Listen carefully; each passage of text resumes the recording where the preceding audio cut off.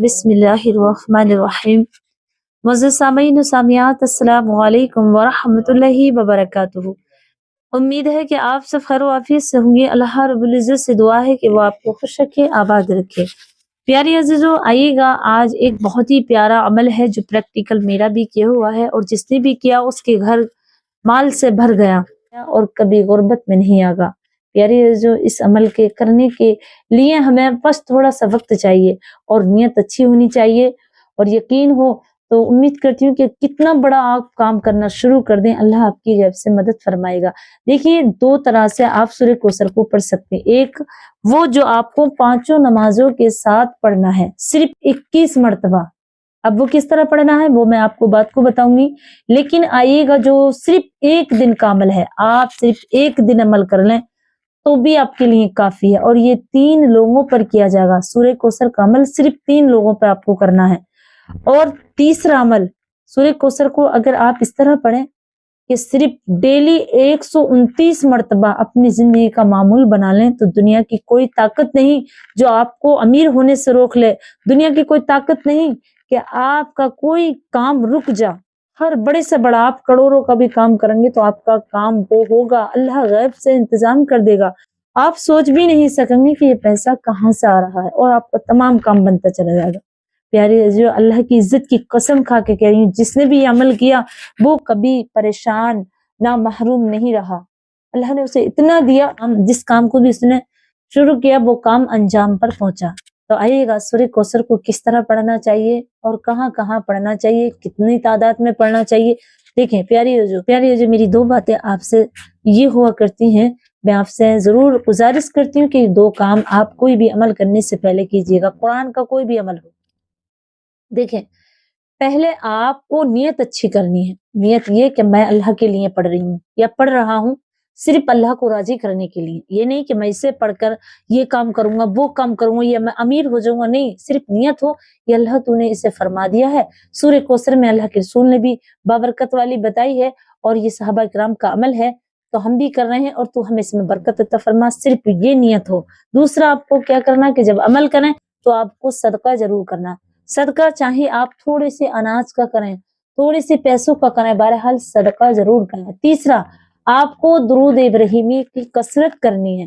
آپ نے ایک بار عمل کیا دن میں ایک ہی بار، لیکن درود ابراہیمی آپ کو 5 نمازوں کے بعد کم سے کم 21 مرتبہ پڑھنی ہے۔ درود ابراہیم کم سے کم 21 مرتبہ 5 نمازوں کے بعد، اور 5 نمازوں کے بعد اگر آپ کے پاس ٹائم ہے تو کم سے کم آپ 500 مرتبہ پڑھیں، 100 مرتبہ پڑھ لیں۔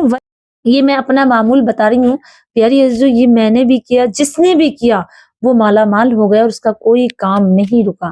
اب آئیے گا، جیسے کہ اب اس کی تھوڑی سی میں آپ کو تعریف سنا دوں، جیسے کہ جسے نبی اکرم صلی اللہ علیہ وسلم کے زمانے میں آپ کا چھوٹا بیٹا، جو ایک ہی بیٹا تھا، ان کا انتقال ہو گیا، تو لوگ آپ کو اور آپ کے جو ایمان نہ لائے تھے کچھ لوگ اس ٹائم، تو تانا کسی کر رہے کہ اب تو محمد کا کوئی نام لیبا نہ رہا۔ تو اس وقت یہ سورہ کوثر رب نے اتاری، اللہ کے رسول بڑے خاموش رہے اور اللہ کی رحمت کا انتظار کرتے رہے۔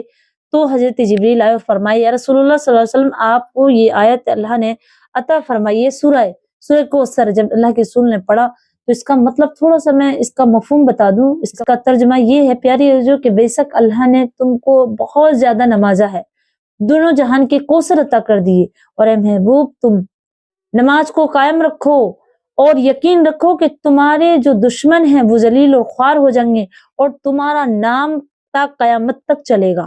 یعنی اس کا مفہوم بتا رہی ہوں، اس کا ترجمہ تھوڑا سمجھ لیں پیاری جو، اس لیے اللہ تبارک و تعالیٰ نے یہ صورت میں دنیا بھی رکھ دی، دولت بھی رکھ دی، اولاد بھی رکھ دی، شہرت بھی رکھ دی، اور بے شک تمہارے جو دشمن ہیں وہ ہلاک ہوں گے، برباد ہو جائیں گے، اور تمہارا نام قیامت تک چلے گا، ہمیشہ چلے گا، دنیا میں بھی آخرت میں بھی۔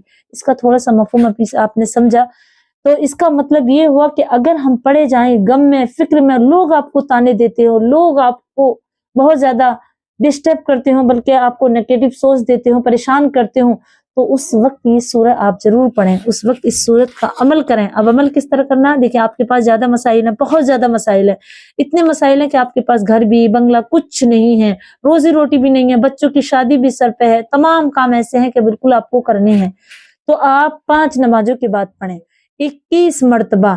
ہر نماز کے بعد نماز پڑھی آپ نے، پھر 21 مرتبہ وہیں پر بیٹھ کر 21 بار پڑھنا ہے سورہ کوثر 3 بار آپ درود شریف، اس کے بعد آپ کو دعا کرنی ہے۔ اگر آپ کو زیادہ مسائل ہے تو آپ ہر نماز کے بعد 21 مرتبہ پڑھیں، 3 بار درود ابراہیمی پڑھیں، اور اگر کم مسائل ہیں تو آپ صرف صبح اور شام کو پڑھیں، یعنی مغرب کی نماز کے بعد اور فجر کی نماز کے بعد 21 مرتبہ۔ ایک عمل یہ ہے جو آپ کو روز ڈیلی کرنا ہے، ہر ٹائم کرنا ہے، ایسے نہیں کہ آپ چھوڑ دیں، مہینہ 2 مہینہ کریں، نہیں، اپنی زندگی کا معمول بنا لیں، پھر دیکھنا آپ کے سامنے اس کے اثرات ظاہر ہونے لگیں گے۔ اب آئیے گا دوسرا عمل آپ کو اس طرح کرنا کہ 129 مرتبہ ہر روز پڑھنا ہے۔ آپ کی نسلوں کو عطا کرے گا، آپ کے بعد آپ کا جو نام چلے گا نا، نسل در نسل تک چلے گا، اور اس نسلوں کو اللہ رزق عطا کرے گا۔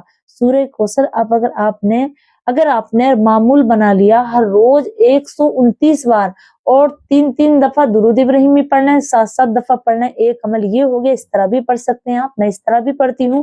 اب آپ کو پڑھنا ہے دوسرا عمل جو آپ کو 3 لوگوں پہ کرنا ہے۔ دیکھیں، آپ 3 لوگیں لینے ہیں، فجر کے بعد کر لیں یا عشاء کی نماز کے بعد، 3 لوگیں لے لی جو مسالے میں کھاتے ہیں سبزی میں ڈال کر۔ آپ کو 11 بار درود ابراہیمی پڑھنی ہے، پھر آپ کو 1 لونگ ہاتھ میں لینی ہے، اور 129 مرتبہ 129 مرتبہ آپ کو سورہ کوثر پڑھ کے اس لونگ پہ دم کر دینا ہے۔ اس طرح 3 لوگوں کو پڑھنا ہے۔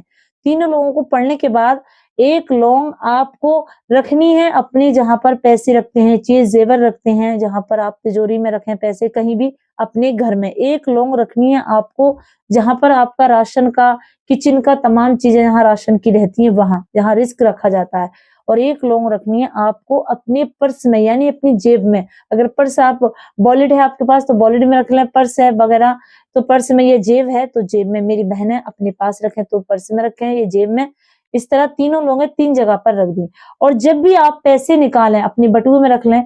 جب بھی آپ، اور میرا تو یہ عمل ہے کہ آپ پیسوں کی تھیلی سلوائیں، یعنی کہ آپ ایک کالے کپڑے کی تھیلی سلوائیں، اس پہ دم کر لیں 129 مرتبہ۔